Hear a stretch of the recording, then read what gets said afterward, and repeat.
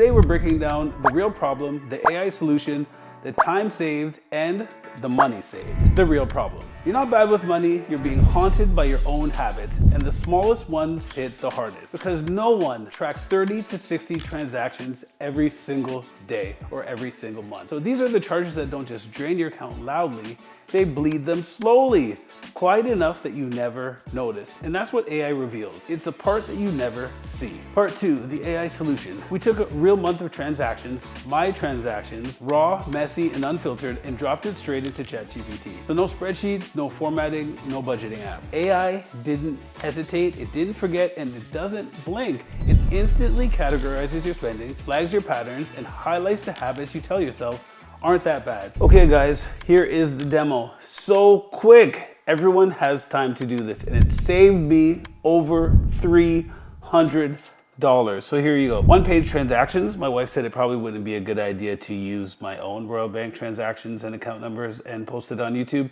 So we created this one-page transaction document, uploaded it as a file. And it's very easy. You just hit plus and add the file. And then all I'm going to say is analyze these transactions. And that's it. Hit enter and let the AI do the work. So here's a clean analysis of your transactions from the uploaded file. So here you see monthly spending breakdown, over $6,000, very accurate, unfortunately.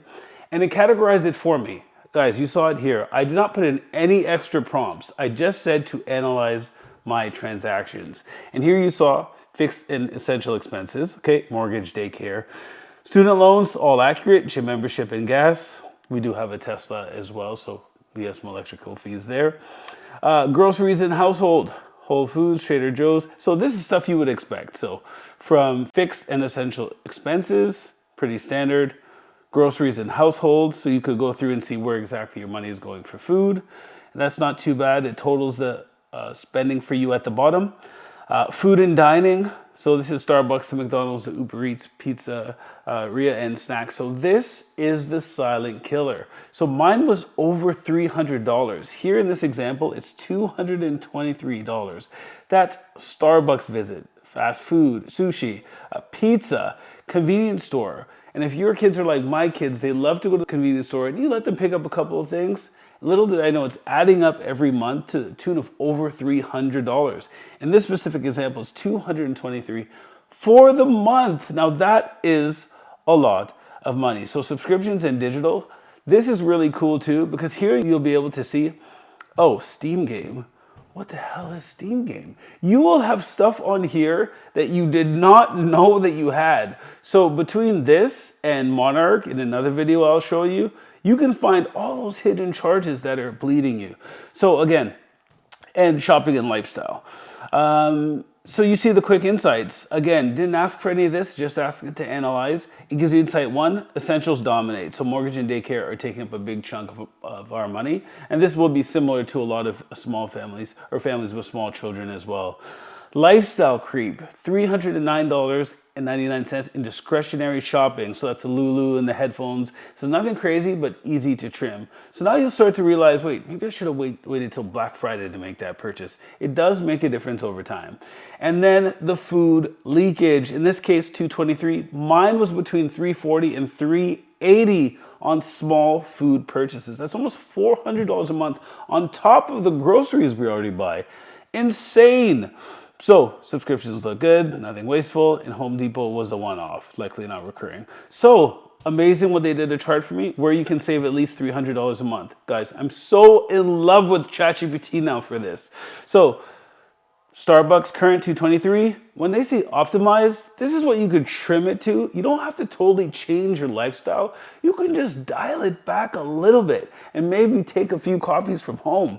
But you can save over $100 a month on Starbucks, lifestyle shopping $160, groceries $38, and Trader Joe's snacks. So realistic total savings over $300. I don't know about you, but that is a lot of money, and money that could be put somewhere else. So again, just simply dropping your transactions into ChatGPT can save you $300 a month. Now for the breakdown. Let's analyze the impact. Time, money, and the risk. You can manually do this, but it would take you 60 minutes. ChatGPT did this in 1 minute. That's a 98% time saved. Money saved. That's the daily coffees, multiple fast food hits, $5 to $20 convenience purchases, and the late night snack. Total avoidable cost, $340 to $380 a month. So even if you optimize that and save $300, that still leaves you $80 without extreme budgeting that you could use to get your sugar fix. Risk reduction. Before you had chaotic spending, now you have clear, predictable visibility